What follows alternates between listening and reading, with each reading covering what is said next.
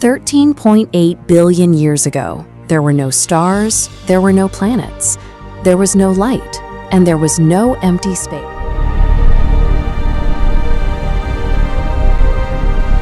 And time did not exist.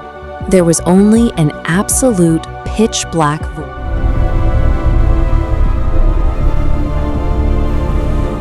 Today, we can observe over 200 billion galaxies, each containing billions of swirling stars and planetary systems.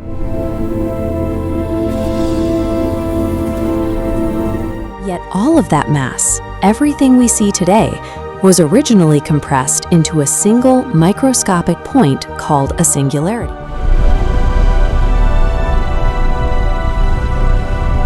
A singularity is a theoretical condition in physics where gravity is so intense that normal space-time breaks down, resulting in infinite density and infinite temperature. Then the universe expanded. This was the Big Bang. It was not an explosion of matter outward into an existing room. Space itself violently and suddenly expanded. As that microscopic point stretched, it created the physical canvas of reality and started the clock. Time began flowing from that exact instant. In those first few seconds, the universe was fiercely hostile. The ambient heat was so extreme that atomic structures simply could not hold together. As space rapidly expanded, the temperature dropped. This physical cooling allowed pure chaotic energy to solidify into the first fundamental particles, like quarks and electrons. Quarks are tiny elementary building blocks that eventually combine to form the core of atoms.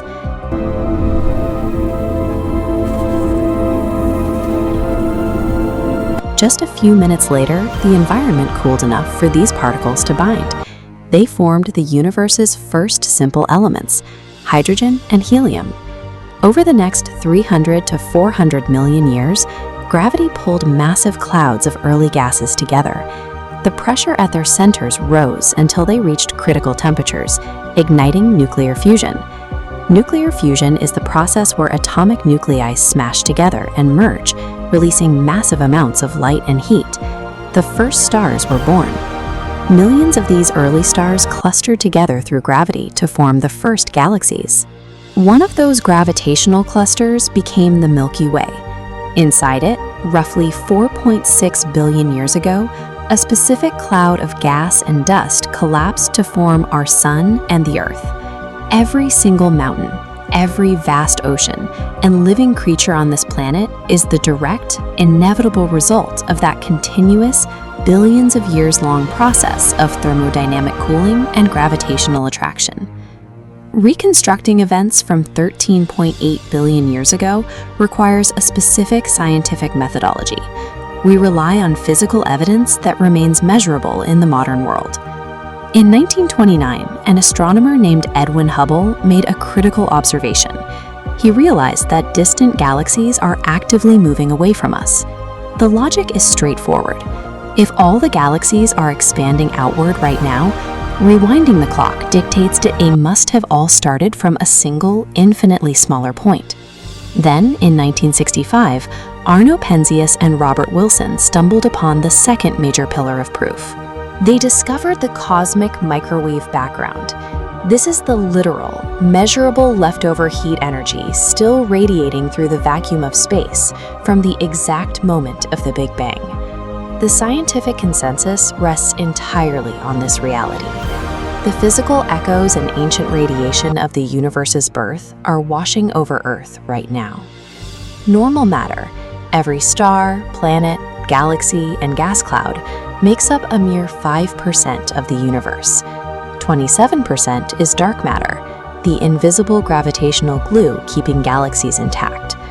The remaining 68% is dark energy, an unseen force accelerating the expansion of reality. These unseen forces dictate our ultimate fate. If expansion continues unchecked, we face the big freeze. Galaxies will drift apart, and stars will exhaust their fuel, leaving a cold, dark void.